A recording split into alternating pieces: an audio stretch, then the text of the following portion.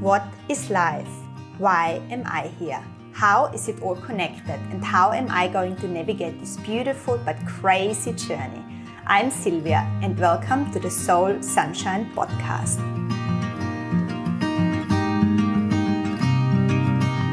Today I'm talking to Briony Benjamin. Briony is a creative producer and video mischief maker, as she calls herself. She has created viral videos that have received millions of views. She is passionate about producing for purpose and sees media as a powerful force for change. At 31, Briony was diagnosed with stage 4 Hodgkin's lymphoma, throwing her a curveball that she certainly did not see coming. Briony has captured her journey all along, and her video, You Only Get One Life, has been seen over 1.2 million times. She has also just written her first book, Life is Tough, but so are you. And I'm super excited to be sitting down with her today to talk about her journey. Welcome to the Soul Sunshine podcast, Briony. Thank you so much for being here with me today. Thank you for having me. It's so lovely to sit down and have a chat about it all. I'm very excited. So Briony, today we're going to be talking about your story, from your life as a really successful executive producer at Mamamia to your diagnosis of stage 4 Hodgkin's lymphoma and how that has really changed your life. We'll be talking about some of the lessons that came out of this early wake-up call, as you call it, and why we need to listen to our own bodies and what's really, really important in this life. Amazing. So Briony, we met ages ago. We met years ago at the conference called Progress Done in Melbourne. Yes. And I remember you were giving a talk about viral video making. And I remember listening to you and just thinking, oh, you're just amazing. I don't know. It was just so awesome to listen to you and listen to your expertise and what you have done. And back then you've also just produced what was the nachos ad? Oh, it was the a cheesy love story, the ad Doritos don't want you to see. Exactly. You've just done that. And I thought it was such a clever way of, bringing something that is such an important and urgent issue to people in a really fun way, but then with this real kind of jaw drop at the end going like, oh, wow, this is what we're looking at here, Yes. Well, I suppose it was a video all about how do we get people to be aware of the palm oil issue, and PepsiCo being the biggest purchaser of palm oil in the world. They're the parent company of Doritos. So we thought, my thing has always been using humor and joy to get an important message through. And so that's what we did with that. And it went super viral. It did about 40 million views, traveled all around the world, and really helped that organization, the sum of us, start to make some headway in that issue, which was great and raised a lot of awareness while it was going. Yeah, amazing. I will definitely put a link to that story in our podcast notes as well, so that if people haven't seen that one yet, they have to go back and watch it, because it's still one of those pieces that I keep showing people when you're talking about, creating viral videos for change, Thank you. Yeah, it was a lot of fun, although I can't eat Doritos anymore, which is a good thing because, they're naughty. Exactly. So, Briony, to start our conversation, tell me a little bit about what your life was like before you were diagnosed with Hodgkin's lymphoma. Yeah, well, I was living in Sydney, living a really fast-paced, busy life, really big, jam-packed social life, always doing something on every given day and night. I had a boyfriend at the time. I was playing a lot of sport, but the sport was getting harder and harder to play. I love squash randomly. I play squash, and I was playing touch footy and trying to keep fit and healthy, but it just felt like such a slog.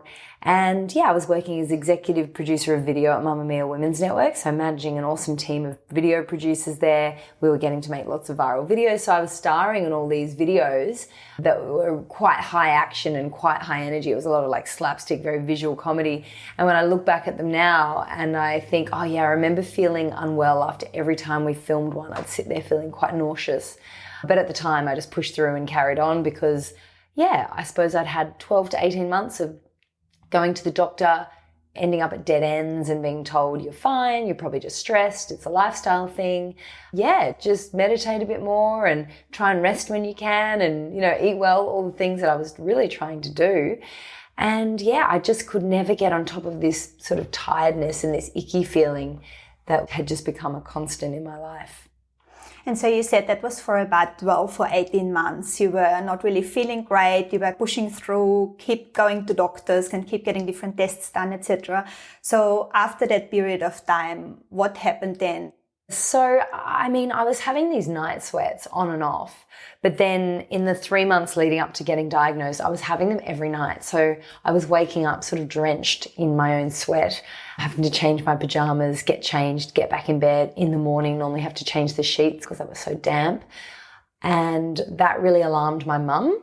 She was really concerned about that because she'd had a really good friend pass away from lymphoma some years before. So she was quite clued into the signs, and she kept sort of badgering my dad, who's a vet, saying, you know, what could it be? What could it be? What could it be? And so they sort of came to the conclusion that it sounded like it could be lymphoma or something kind of nasty like that, because I didn't realize it at the time, but night sweats in the medical community, they refer to them as a red flag. So if you're having night sweats, you need to figure out why.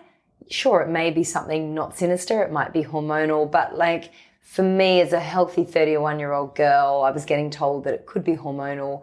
It's just not really probably that likely. So yeah, they insisted, and they called up my GP and asked to get me referred to a hematologist, which is a blood cancer specialist. And so yeah, I went along just thinking, another specialist appointment, another thing to do, and got into that specialist. And yeah, had an initial meeting with her. She said, yeah, look, we're going to do a CT scan. She wasn't too worried, but she sort of, I remember having that first meeting with her where she said, wow. So I said, this is waking me up every night. Like I'm in pain, I'm in sweats. I've got this really bad ache through my neck. And so I remember her stopping and looking at me and just saying, oh, so this is having quite a significant impact on your life. And it was the first time that someone had actually asked me that. And I went, yeah, actually. Like I have been feeling awful forever. And I think I'd been sort of so, you know, I kept getting told I was fine. So I was sort of being quite stoic, pushing through, thinking, oh, well. And I had got to the point, Sylvia, where I thought maybe this is just what being an adult feels like. Like you just feel tired all the time. You just feel a bit crappy. And because when you felt so bad for so long, that starts to be your new normal and you think that's okay. And there's actually a campaign being run at the moment called New Normal, Same Cancer, because during COVID, cancer diagnoses have actually dropped by about 40%, which is really scary because it doesn't mean people don't have it. People aren't going for their routine tests. They're not taking the time to go see their GP and do those initial screening tests. So yeah, so basically I went to this specialist.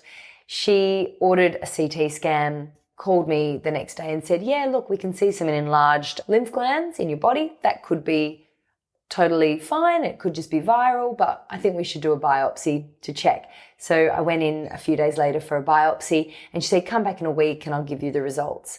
And there I was thinking, well, if it was bad, right, they'd call you straight away if you had cancer. So I went back in for that appointment with absolutely not a fear in the world, really. I was like, oh, just get another dead end. We'll, you know, end up with another set of results. Talk me through that day. You said it was like a week between you got the biopsy and you went back in again. So talk me through how that day, you know, started for you, how you went in. You said you thought it was just going to be another dead end. Yeah, totally. I mean, yeah, I think as well my specialist had done a really good job of not alarming me, which was good because there's no point worrying before, you know, having had another week of being really stressed. It doesn't help anyone. But my mum actually was overseas at the time and she flew back early and she insisted on coming down to Sydney to come to this appointment with me. She was really worried and I think mother's intuition, you know, she was onto it. And yeah, so she flew down the night before. We got up that morning, had brekkie, you know, very normal. And I was there worrying and stressing about my day. We had a big shoot on that day. We were going to do a Facebook Live with Sophie Monk, the Bachelorette, for some branded content piece. And there I was just thinking about that. That's where my head was at. This was more an annoyance that I had to do before I got in. So yeah, we got to the hospital, sitting there in the waiting room with mum. My number flashed up. I remember walking down the corridor, greeting my specialist, who's this beautiful lady, Dr. Bosco, and she just greeted us really smiley and nice. And I thought, oh, great, yeah, everything's fine. And she sat me down and then just said, so the results are back. And unfortunately, it is Hodgkin's lymphoma, as your parents were worried about. And I wasn't really sure what that meant at that point and how serious that was.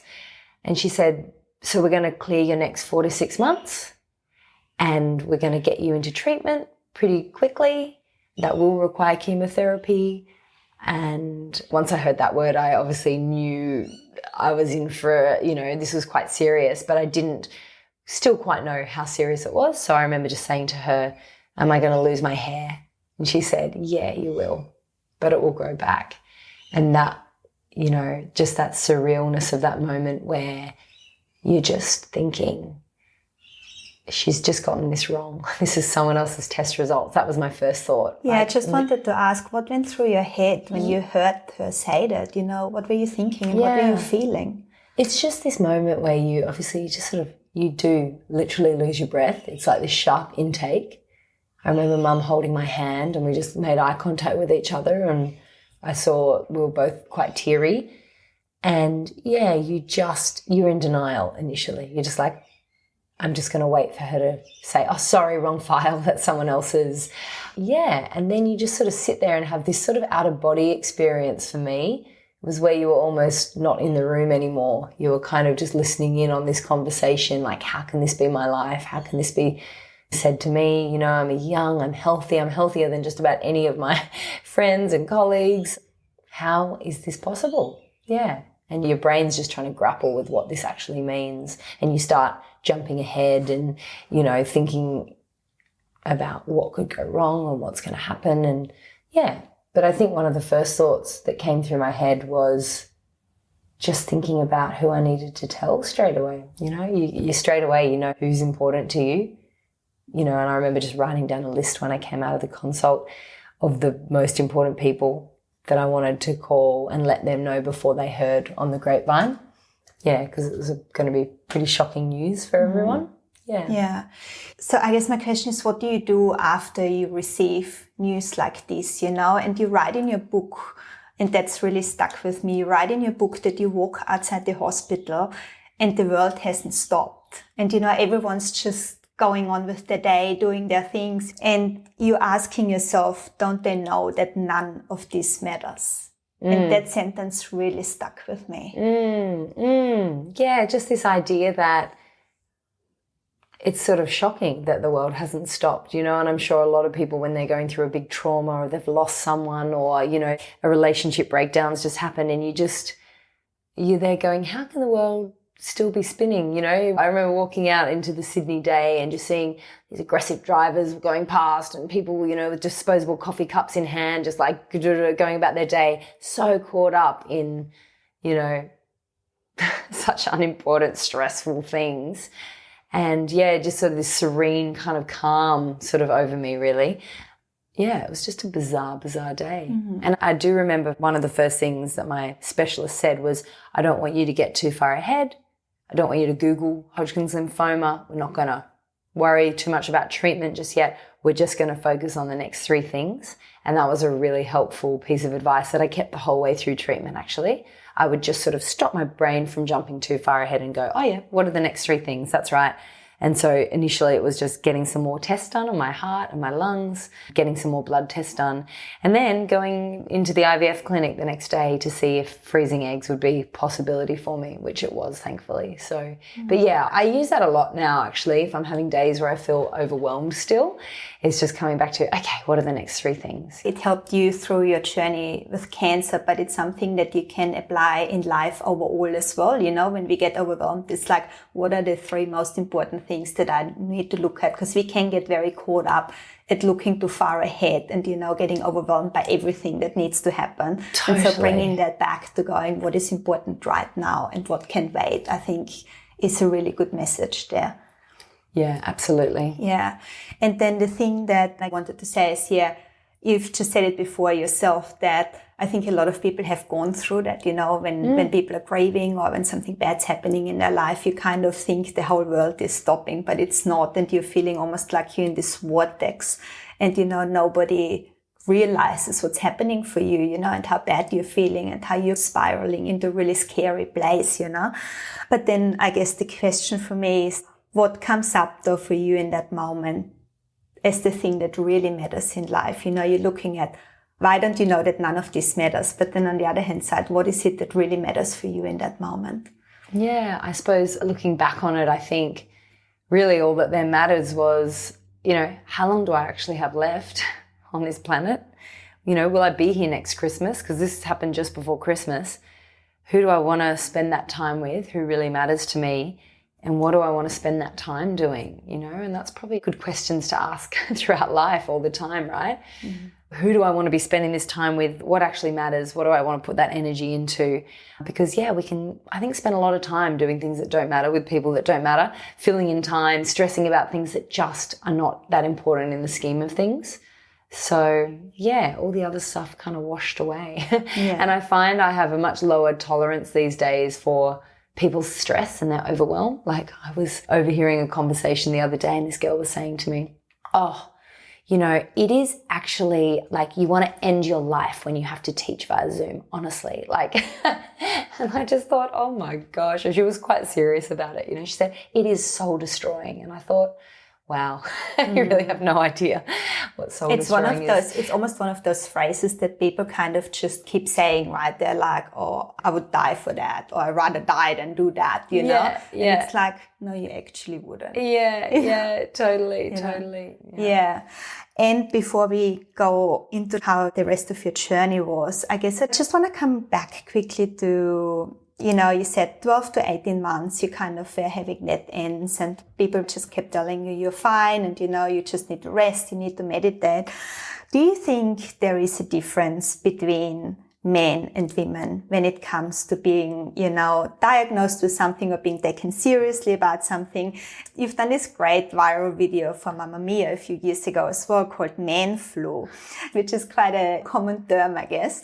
And it's true, I guess, because for me, I feel like women are supposed to be the ones that just keep going on with things. And it's probably quite a primal thing as well. You know, women were always the ones that were having children, looked after the communities, looked after their families. You know, it's this really caring part of us that comes out. And it's like women are just supposed to get on with things. You know, you might be not feeling great. You might be feeling a bit sick.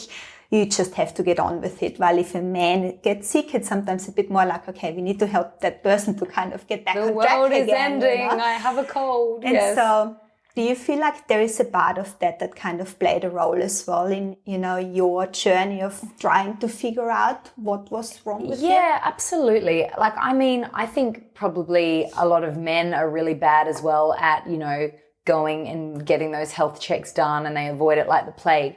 But I do think there's something maybe about the assertiveness of some men, and not all men, obviously. But I remember my dad saying to me, he was saying to me, when you go in for this medical appointment, really get up in their grill, you know, really say, okay, well, what's next? What would you do? You know, and that's just so not in my nature. So I was very much, okay, and I think if I could go back in time, I would have really just put my feet in the ground a bit more. Of course, always being polite to medical professionals, but saying, I don't think you really comprehend how much pain I'm in right now. Like, I'm waking up every night, I'm having these sweats. This is massively affecting the quality of my life. I'm not looking forward to anything. Like, what's next? Because, you know, and we know from the science and from the data that women take a lot longer to get diagnosed with cancer than men do. We are far more likely to have our physical symptoms ascribed to mental health conditions. I know a number of girls now that have been on the same journey that I've been through cancer, and they were all told they were anxious, it was work, they were stressed, and actually in all of their cases, it was cancer. So I think as women, yeah, we're tough, we're stoic, we're often thinking of other people. And I say to everyone now, I'm like, just have a bit of hypochondriac about you. You know, it doesn't hurt just to dig a little bit further and, you know, channel your inner guy a bit and really make it clear how much you are suffering, or, you know, really find a doctor that's taking your pain seriously. Yeah, there was a great book written last year by Gabrielle Jackson called Pain and Prejudice. And she just talks about how, yeah, women just don't get the same attention that men do. Yeah, as I was saying before, so often it's ascribed to mental health issues, or they're just not believed, and not through any fault of that medical professional necessarily, but we don't know as much about women's bodies as we do as men's, because all the science has always been based off men's bodies.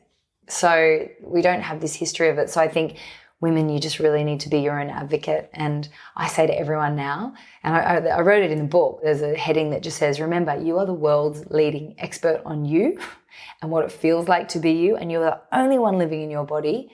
So you're the only one that can know if something's up. And yeah, so we've just got to all really be much more tuned into our bodies, but then, you know, empowered to say, oh no, I know what I'm talking about here. It's really interesting because you're saying like you're the world's leading expert on your body. And it's, somebody else can tell you, no, you're fine. But if you feel you're not fine, you've got to keep looking for answers because you are the one that knows. How do you think we can also learn to listen more to our body? Because I think in this day and age, there's this culture of, you kind of treat the symptoms more than the cause. And it's like you've got a headache, you take some Panadol. You've got another pain, you take whatever it may be, But it's always kind of, how can we get rid of whatever is hurting us as quickly as possible so we can get on with our lives, Totally. So how can we, I guess, be more conscious and be more mindful around that and, really kind of listen to our body, what our body is telling us? Because, if we listen closely enough, we probably do get a lot of answers from it. Totally. I think our bodies have all the answers, we just don't know how to listen to that and trust it. I thought it was really funny the other day, a bus went past and it had a big ad on the side for a cold and flu tablet and it said, when you don't have time to be sick. And I was like, that's just so classic of our culture that it's like, don't take time to rest, recover, recuperate, listen to your body, just take a pill and, carry on. And that's so much part of the problem, isn't it? And I was pretty shocked to learn last week that I don't actually know how to rest and I don't ever rest because I'm basically dealing with chronic fatigue post-chemo.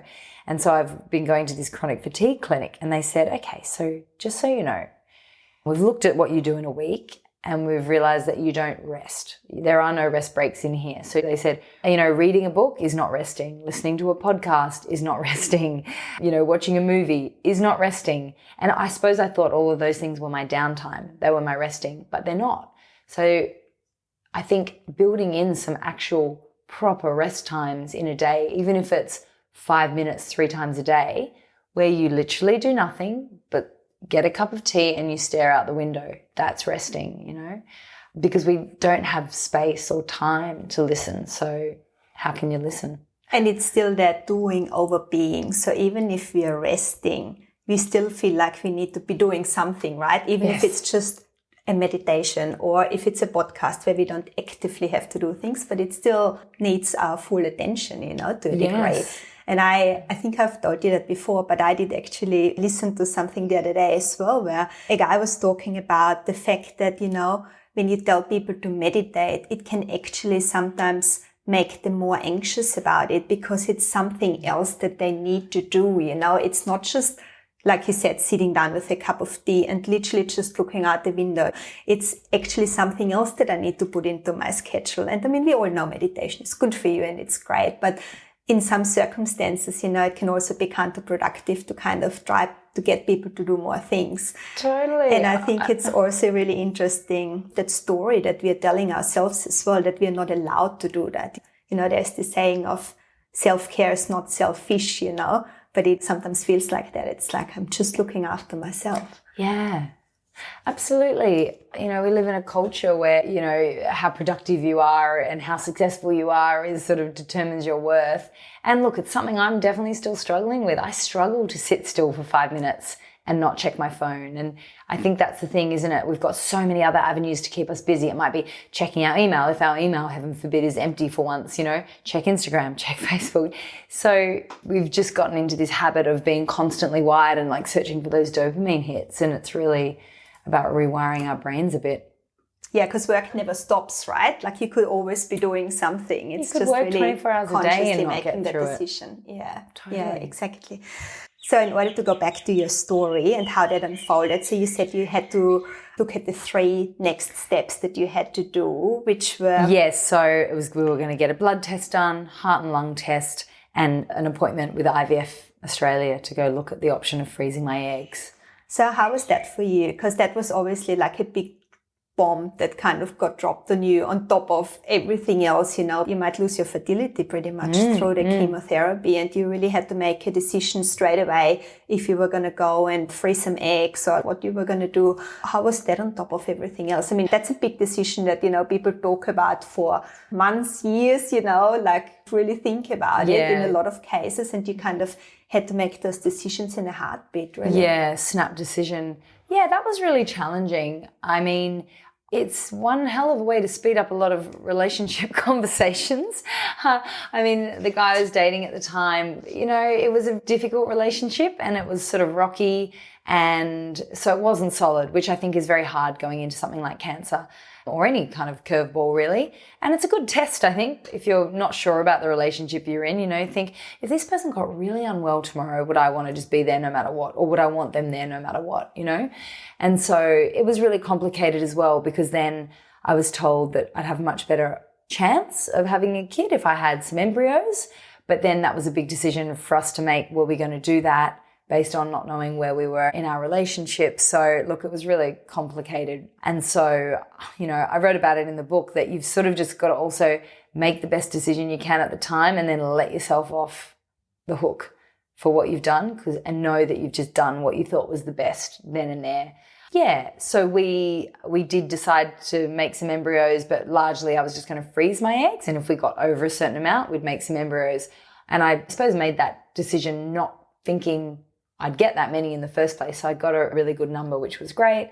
Yeah, I probably immediately after felt not good about the decision, but it was that thing coming to peace with that I'd made a decision that I thought was good at the time. Mm-hmm. But yeah, it was really just a pressure cooker. Mm-hmm. And then, you start taking pregnancy vitamins basically that day I started, which, was just a bizarre thing for someone who wasn't really thinking about IVF or egg freezing, anything like that, or having a baby.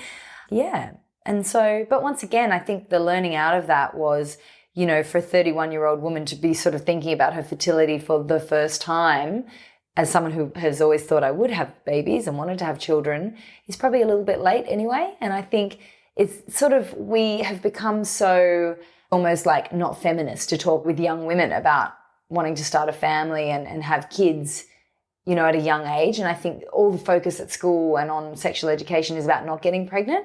We never actually have a conversation about, and if you do want to get pregnant, these are the optimal times and this is what you need to be thinking about. And these are maybe the conversations you need to be having with your partner, because I know for a lot of women that end up with someone who then they get to a certain age and decides they're going to break up. And it's like, if you'd had these kind of bigger conversations earlier, they might be in a better position now. So I think, for young women, we've just got to take the reins a bit more on that and be clear about what we want, which isn't always easy, but spend the time to think about that and what that is, so that you're not then in a situation where you're a few years into a relationship where the timeframes are just not going to line up.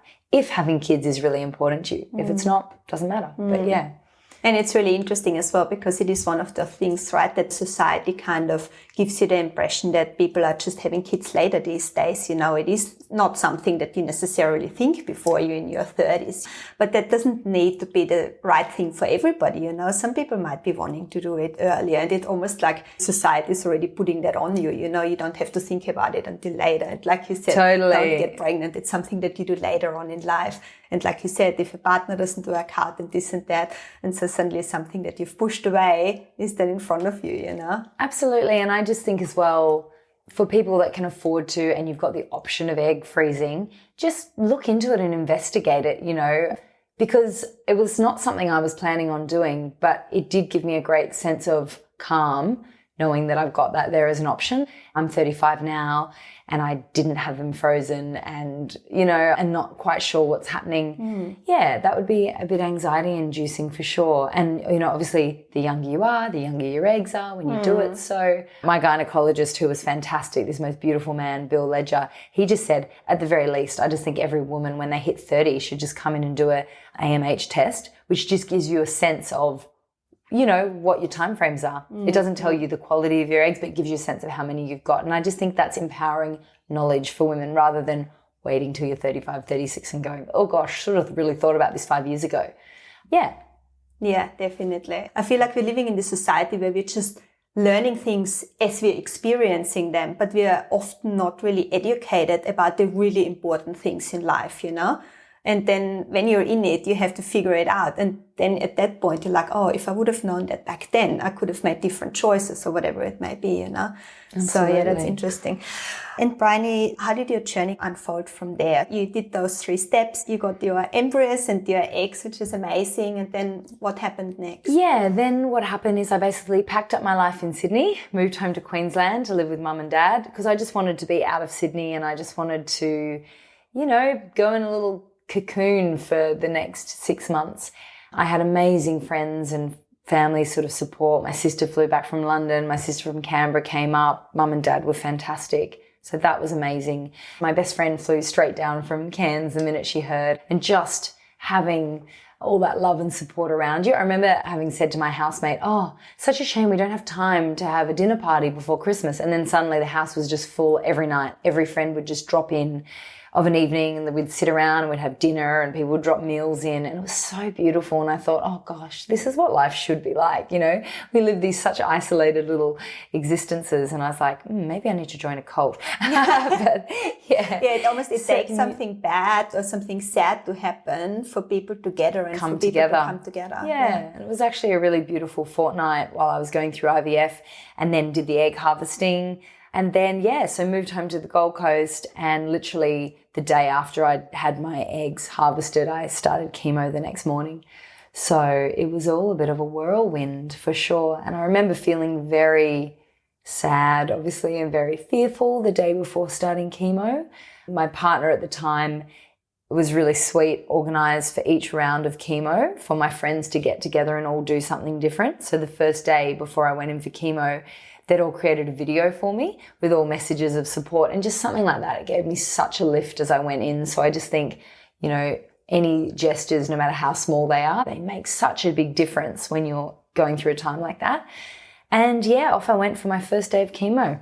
Yeah. How was that? How did you react to it? How did your body react to it? Yeah. Well, it was actually quite funny when we got to the hospital, because as we were getting out of the car, my mum really hurt her back and went into spasms. So I'm carrying her into the hospital and she's wailing. And I was like, anyone watching this would be like, oh, this poor mother with her nice, young, healthy daughter bringing her in, with no idea I was about to start chemo. And that was the other thing that surprised me. When I went in for chemo, I was did my makeup, lippy on, because that made me feel good, zhuzhed my hair because I was I just want to enjoy it for the last, week or 2 that I have it. But it just made me think anyone looking at me would have no idea what I was about to embark on. And I just thought, gosh, it was such a good reminder that you just never know what anyone's going through. And I remember those first few weeks before my hair fell out, walking around thinking, gosh, you just literally never know what battle someone's fighting. No one would know that I was 2 weeks into chemo. I looked completely normal, healthy, well even, So I just thought, it just never hurts to be a little more understanding and a little kinder than you need to be, because you just don't know.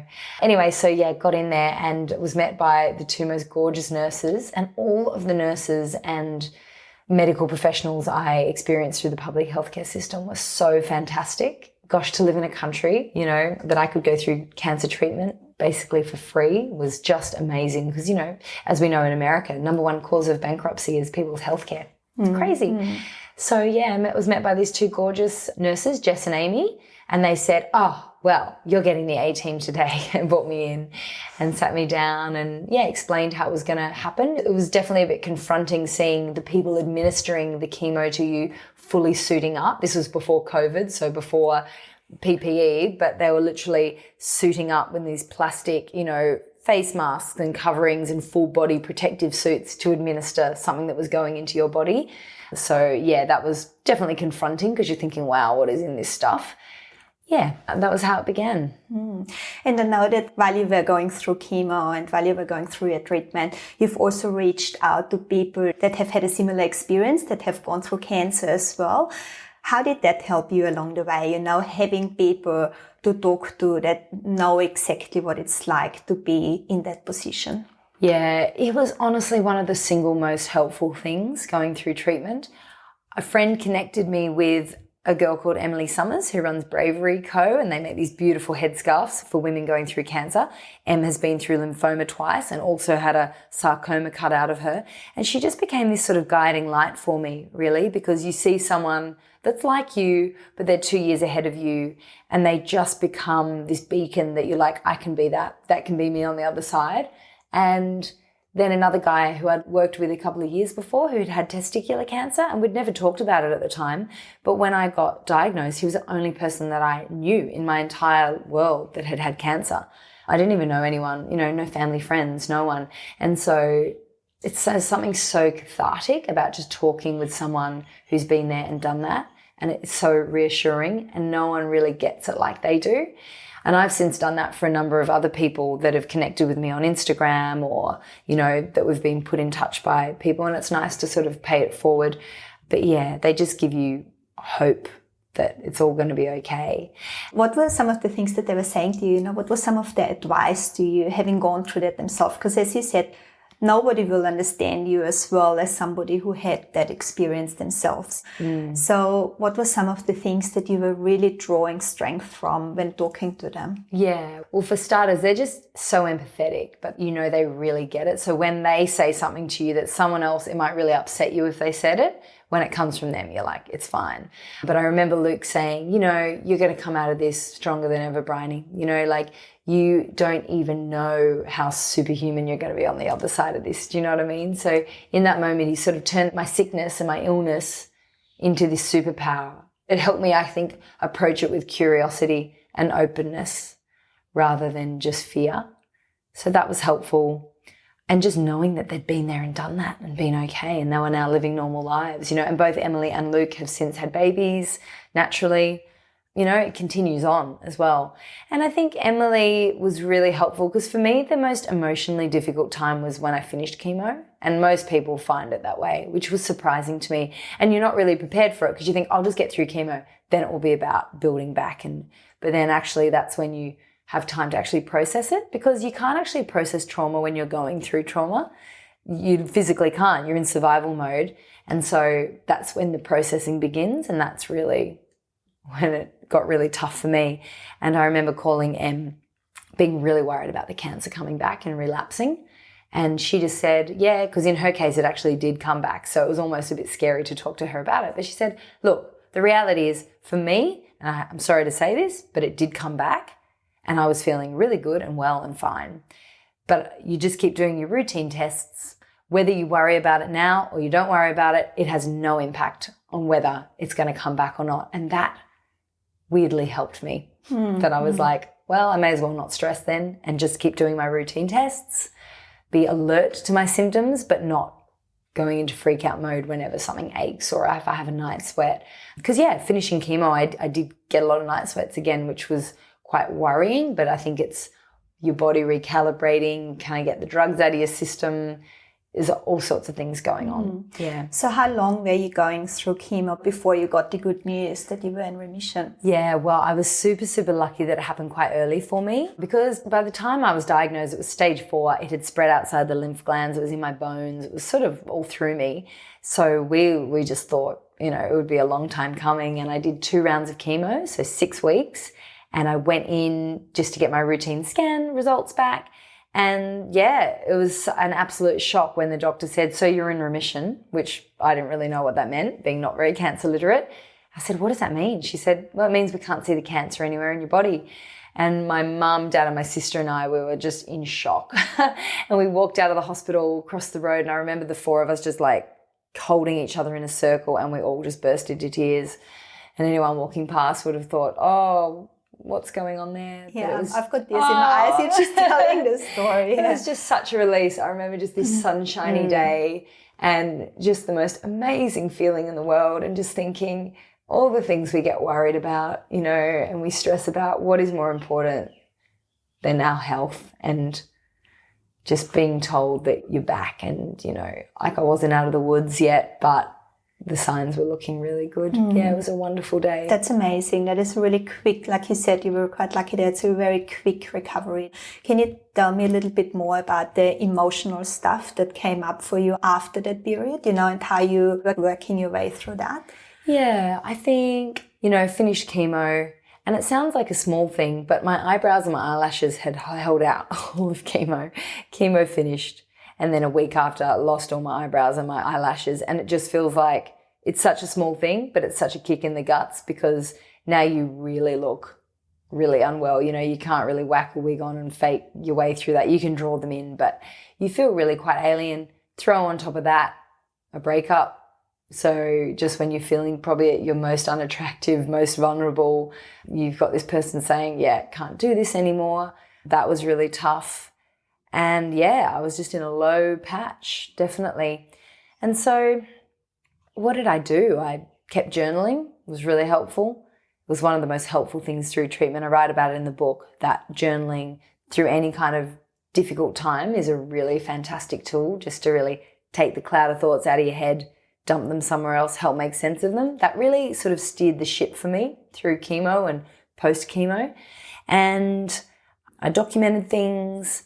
I tried to watch funny things and humorous things. I write about in the book as well. You've got to sort of force that a bit and steer clear of anything too heavy. I'm very passionate about climate change and the environment. I had to kind of pull back from reading too much about that at that time and just try and live lightly, I suppose, and just once again not think too far ahead. I kept coming back to that next three things. I'm not going to worry about work just yet. I'm not going to worry about when I've got to start life again. You've really just got to go with it. And I was obviously in the fortunate position that I could stay with my mum and dad and didn't have to race back into work. So, yeah. And looking back at it now, what do you think was the most helpful thing for you going through chemo? What really was the thing that got you through this?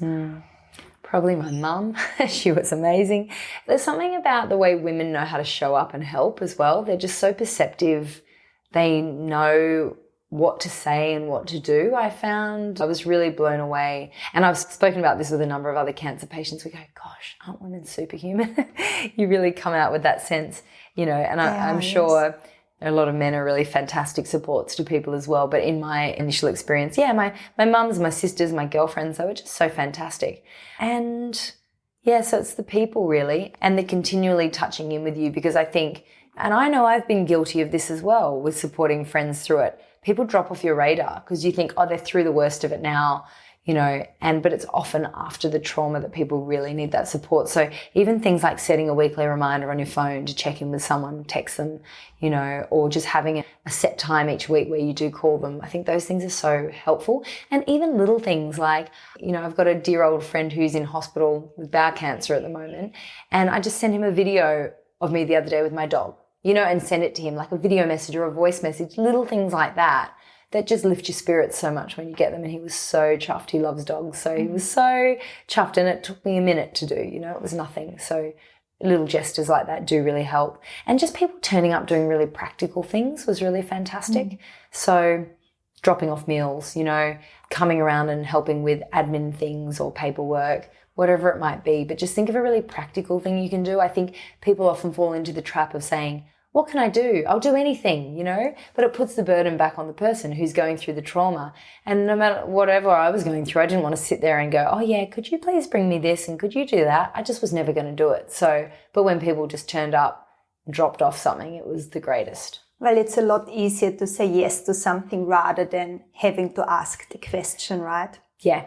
Yeah, and I write in the book as well, if you don't know what they want, then give them an option. Say, can I drop off some lasagna or salad for dinner? Hey, I'm going to the grocery stores. Can I bring you some fruit, or do you need something for the house? So giving them the ideas, doing the hard work. Yeah, I like that because, we've probably all been in this position, where we're like, some help would be really nice, but you don't really want to be the person asking and you don't really want to put your burden onto somebody else.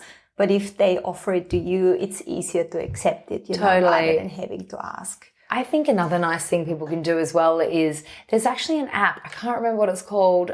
Something like Find My Crew or something. And it's sort of like a centrally controlled app where you can just add everyone's details and add all the tasks. So I find if you're a good super coordinator, creating this sort of network of love effect is great because individually, if everyone's doing little things, but there might be a week where no one gets in contact. But if you've got someone who's great at coordinating everyone, because oftentimes people do want to help, but they don't know what to do. Exactly. And that was a really great thing that my partner at the time did. Like, he would bring everyone in to do an activity each month. And I probably might not have heard from all of those people necessarily, but then he was coordinating them into something helpful. And that was really great. So, yeah, if you're close enough to that person to be a super coordinator or, you know, do something like that, I think that's a really great thing as well. And also the interesting point that comes out there for me as well is that the people that you do have in your life are the most important thing, really, because I mean, even now going through COVID and everything, you know, people being separated from family as well, you can look at it from every different direction, every different circumstance. I think it's the people that do make our life, you know, what it is. Absolutely. I got goosebumps as you said that. It is like, and yeah, one of the biggest learnings for me out of the whole experience is definitely that, like, only put your time and energy into people who are wonderful, who lift you up, who are there cheering for you no matter what. Life is too short to spend energy on people that really won't be there for you. And when a bad day comes along, yeah, don't waste your energy. Yeah, I couldn't agree more with that.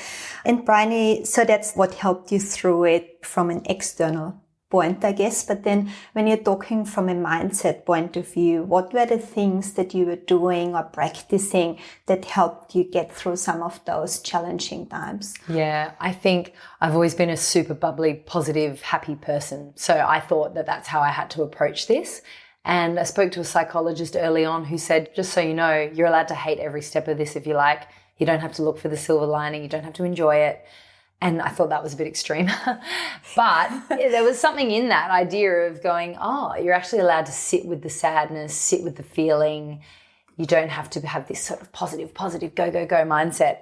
That was really helpful. It's just too much pressure to have to be going through this and to also be like super positive and amazing. So you're allowed to feel what you feel, sit with it, you know, feel sad. It is sad. And if you don't, it'll come back and bite you later on anyway. But then it's just getting that balance, isn't it, between not then sitting and wallowing in it and feeling super sorry for yourself. You're allowed to feel a little bit sorry for yourself. And I thought she put it really well, this psychologist. She said, you can sit on the couch and cry all day tomorrow if you want, but the next day you've got to get up. And so if you feel that you can't get up, you don't want to ever get up again, that's when I think, you know, some professional help's a really good idea, which I just think if you're going through a major life curveball, you should anyway. You know, It's great to have someone who's helped hundreds and hundreds of people go through this before, might have, even if you just take one or two gems away. But I think the important thing on that is finding someone you really click with, you know. I had a really bad experience early on in my chemotherapy treatment with someone who I didn't click with. They really upset me. I felt very vulnerable and very not protected from this person just because their approach didn't suit me.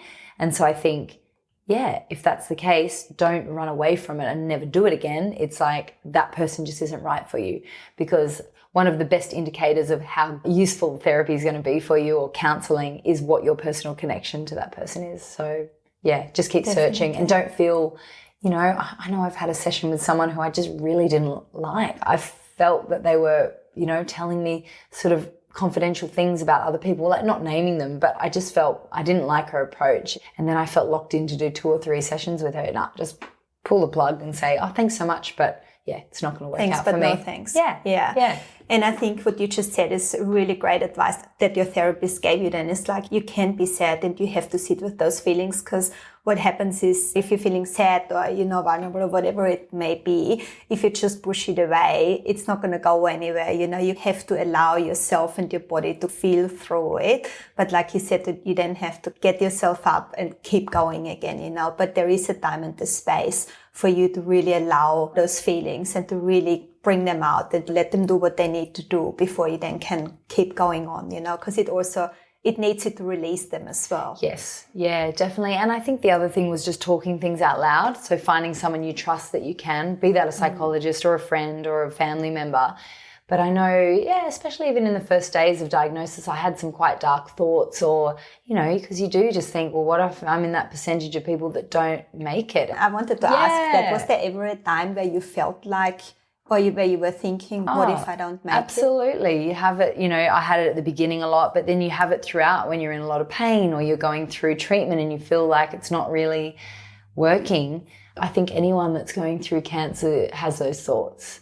that, yeah, of course there is a chance that something could go wrong, that the treatment's not going to work, whatever it might be.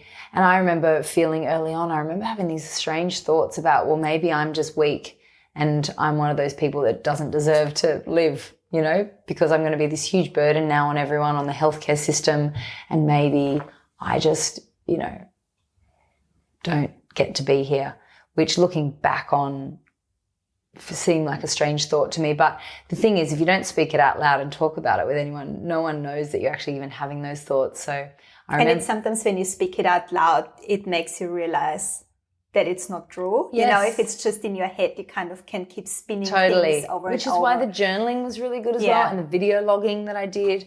But I talked about with my girlfriend who's a doctor, and she was like, well, you think about what we do to preserve life every day. Like, you wear a seatbelt, you don't cross the road and get hit by a bus. Like, everything that we do is to preserve life. And of course you deserve to be treated and, you know, go through the healthcare system. That's why it's there. You're young, you're healthy, you're well, you'll get through this. And yeah, like you said, once it was spoken out loud, it was like, oh, why was I even thinking that? But had I not talked it out, yeah, it would have probably just kept spiraling in my thoughts. Yeah. And so coming out the other side, you know, I have heard you say that you got an early wake-up call. What do you think that wake-up call was really about? You know, a lot of people might not get their wake-up call till they're 50 or they're 60 or they're 70. And so it's something I chatted about with my friend Emily from Bravery Co. She said, yeah, it's pretty cool that we got this wake-up call this early. Like, yeah, we wouldn't have wanted to have gone through it. If I could turn back the time, I definitely wouldn't go through chemo, you know, because of the physical implications that it still has on my body. But the flip side is that you get this shake-up that you're like, what are you doing with your life? Is this what you want to be doing? Who are you spending your energy on? Where are you spending your energy? And you've just got that filter to always run things through. When you're getting worked up about something, you're like, oh yeah, that's right. It's just like, you know, the biggest dose of perspective you could ever get. Yeah, and I think it's led me back more into my purpose-led work that I was doing previously. Yeah, it's led me back caring more about the planet, about climate, and how I can make an impact in that regard. And that's what I want to be spending my time and energy on, not just crappy advertising campaigns for whatever. Yeah, because that was my question as well around talking about a wake-up call. How have you changed the way that you live your life now, and how have priorities changed for you? And I guess, what is it that is most important to you now? Yeah, it's a really good question. I mean, I'd love to have a family. I'd love to, yeah, just do purpose-led work that inspires people and creates impact and change.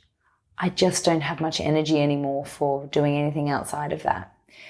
You know, so that's still a work in progress, working out how to make that sustainable from an energy and a financial perspective.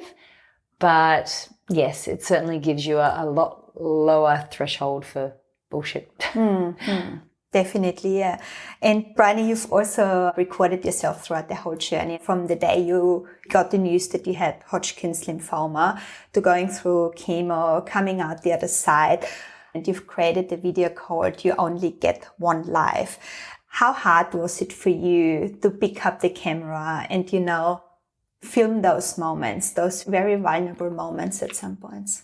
Yeah, on the first day, my partner at the time said, oh, if you can, I think it would be really good for you to just go put your thoughts down on camera. And I really didn't want to. I was really quite anti it. I just wasn't feeling it. I just was like, I just am sad and I'm just beside myself and I just want to, you know, that's the last thing I want to think about. But he encouraged me to go and do it, and I did. And so actually the first frame that you see in the film, which is me just saying, I do feel scared, that was on that very first day. And it just became something that I still had to get nudged along the whole way. Mum would say, you haven't filmed anything for ages. Why don't you film this, or let's get that? And it's quite funny going back through some of the footage. I can see myself, ever the director, like, you know, I'll say to my sister, can you go back there so you can see the machines in the hospital or whatever, you know? But I think having a little project like that to work on took me out of what was happening. I was then directing something, right? Rather than being just in it. So that was cool. And it also, once again, like the journaling, just that video logging and getting it off my chest. And it's amazing to go back and look at it and see where you're at and what your headspace was at that time. Like, I'm really so happy that I did do that. And putting it together into the video, because I didn't know what I'd do with it. I mean, initially when I started filming, I didn't even know if I was going to survive, to be perfectly honest. But I thought this would be a nice record to have for my family. If I didn't, we could capture bits of the process. And then I thought, maybe I'll make it into a documentary. But then I thought, well, my thing is short form viral content. So why wouldn't I do that? And if you can tell a story well, shortly, may as well. So yeah, I gave it to my dear work wife and collaborator, Claire Gerber, and she edited this beautiful video out of it. And I think I found this piece of music that I really loved, and I just sat down one day and I just sat there for about an hour just bawling my eyes out, and I was like, I'm just going to go back to the very start and just write everything that happened along the way. And then Claire sort of probably cut that in half, and that became the voiceover to the video. But I think it was hard initially, and then I had to get nudged, as I said, to do it throughout, but I'm just so glad I did it. I mean, the lovely thing about putting it out into the world is that so many people found it helpful as well. People were inspired by it, but I had so many people reach out to me that have been through cancer or been touched by cancer, and they said, thank you so much for making this, because it has articulated my experience of going through cancer exactly. And I feel like I now have something I can share with my friends and family, and they actually get what I've been through rather than just me trying to explain. So that was a nice thing. And that's a beautiful gift that you've given to, to people out there that are going through similar things, so that to people where their loved ones are going through that as well. Yeah. Just to have that understanding of things. Yeah. And then other people that haven't necessarily been touched by cancer reaching out and saying, oh, thank you so much. I actually ended up reaching out to my mum, who I haven't spoken to in years, because I realised, well, what actually matters and who would I want there if I was unwell. And, someone said, I've just quit my job. Someone else said, I've just booked flights home to see my parents in New Zealand who I haven't seen in years. So yeah, that was some really nice stories that came out of sharing it. It just also reminded people of what's really important in life, right? I mean, I remember watching it the first time and just bawling my eyes out as well, because it's such an emotional story, obviously, and it's such a sad story. And then, of course, there's the happy ending, which is so beautiful, but you also kind of keep crying because you're happy, but you're still crying, And it's that, I think you've done such a beautiful job in capturing your story there and really just sharing it. And like I said, it can really help people that are going through similar things, so just kind of to get a perspective on life and what they are going through as well. So I'll definitely put that video as well in our podcast notes for people to watch that, because very highly recommended. It's a beautiful piece of work that you guys have done there.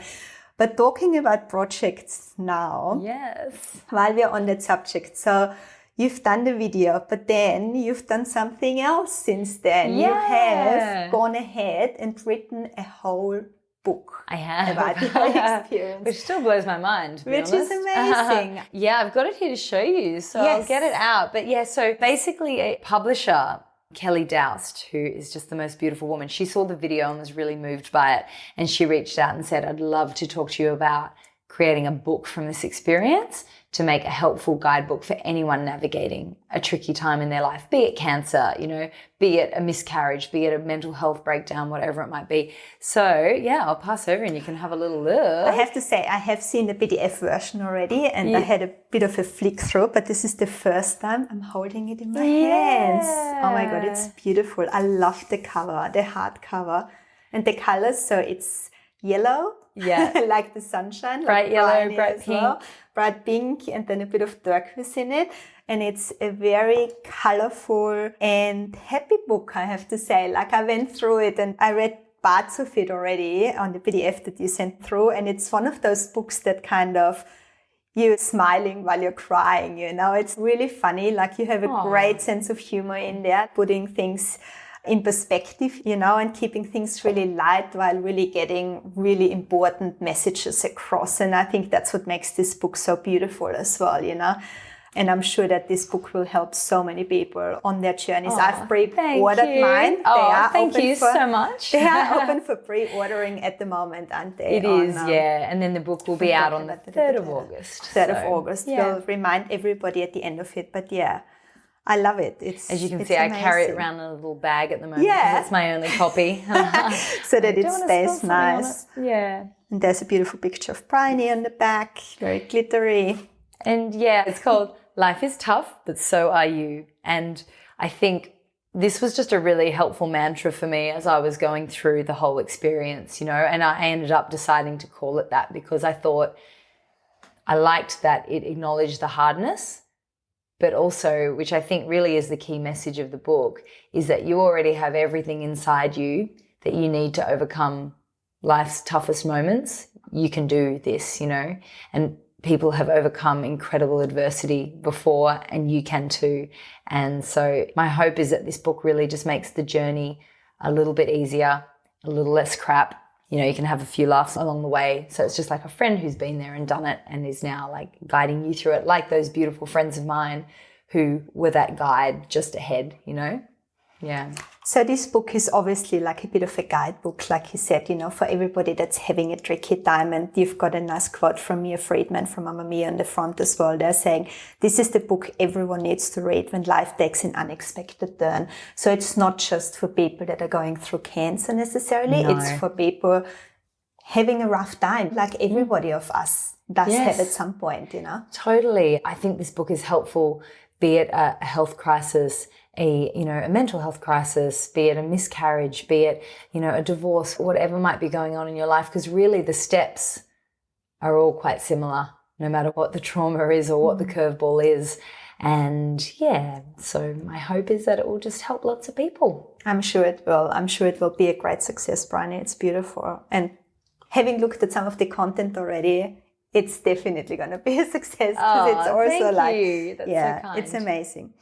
So talking about the book as a guide, what would be your main advice to people that are going through a rough time? You know, what would you tell them? Firstly, I'd just say I'm so sorry. I'm so sorry that you're having to deal with whatever you're doing. It's not fair. You know, I talk about in the book that there are certain phrases you should just never say to anyone going through a tough time. Things like, oh, they only send it to the strong ones, or, you know, God works in mysterious ways. Like, none of those things are helpful things to say, and they're also just not true.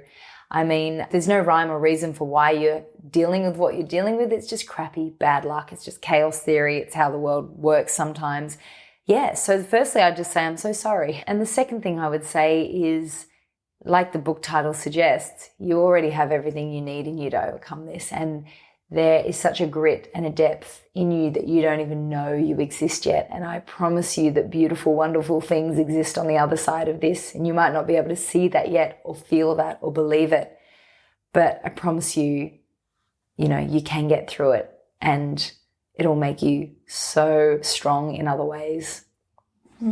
Yeah, that's a beautiful message, because I mean, just looking at you, you know, sitting here opposite of me now, and like you're just glowing, and you are, I don't know, you're just, like you said, you're back a better version even of who you were before, you know. You are like a piece of sunshine that's sitting here. Oh, that's so lovely. That's really amazing. I think makeup helps, doesn't it? It's the bright lippy. But it's just so nice, you know, knowing your story and all the hardship that you had to go through, and then, you know, sitting opposite of you now and seeing that, you know, you're just kind of getting your life back, and you're looking at, how do I want to live my life, and what do I actually want to do, and just, you know, being a very content, happy person again, you know, obviously still struggling with certain things, you know, I mean, but that's just very beautiful reminder, like you said, for everyone, you know, there is always the other side of it, you know, you can get to that other side. Yeah, absolutely.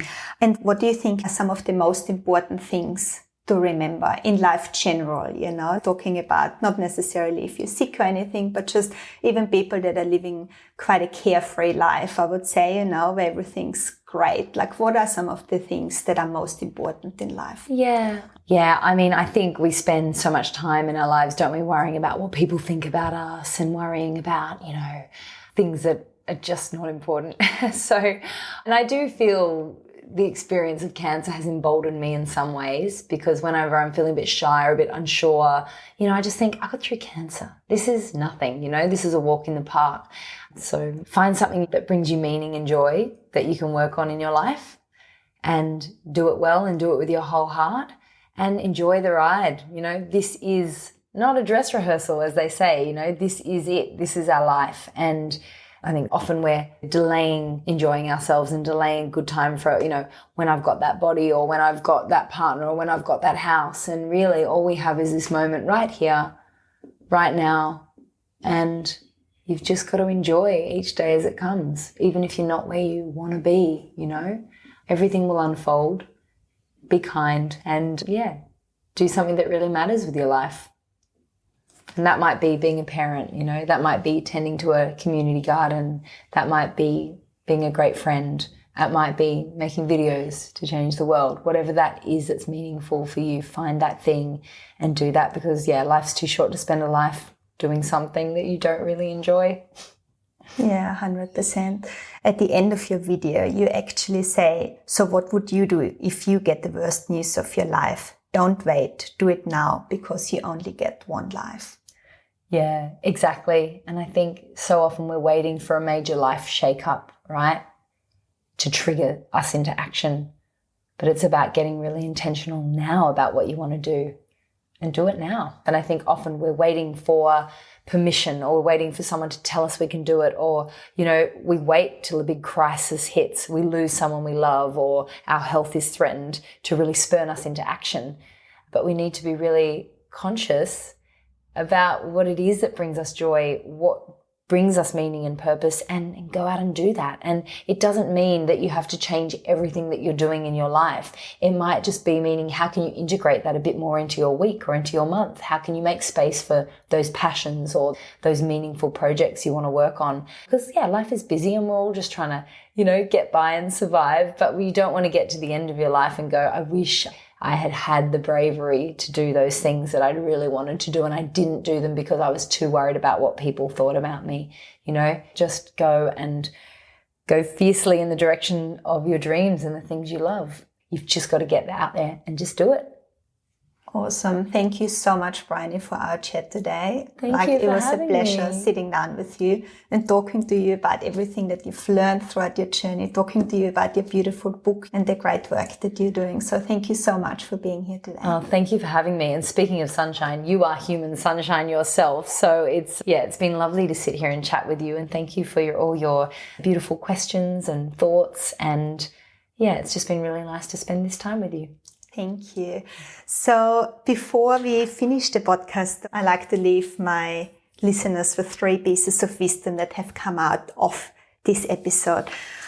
So the 3 main pieces of wisdom that came out of today's conversation with Briony, I think there was so much good stuff in there, Briony, and it's really hard to even summarize this today. But the 3 things that really kind of stuck with me was the first thing that you said when you received the diagnosis.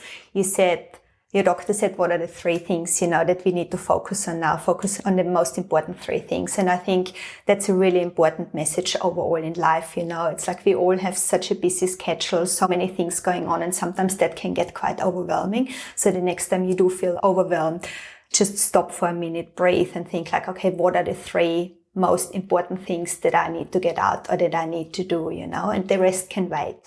So I think that's a really good message.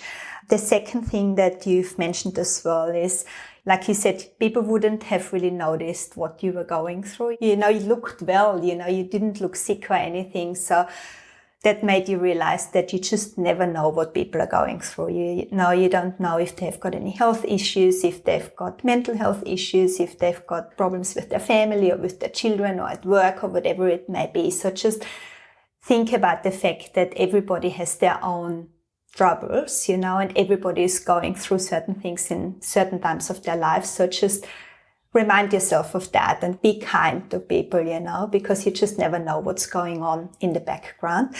And then the third thing that really stuck out, you just said at the end there is, this is not a dress rehearsal, this is real life.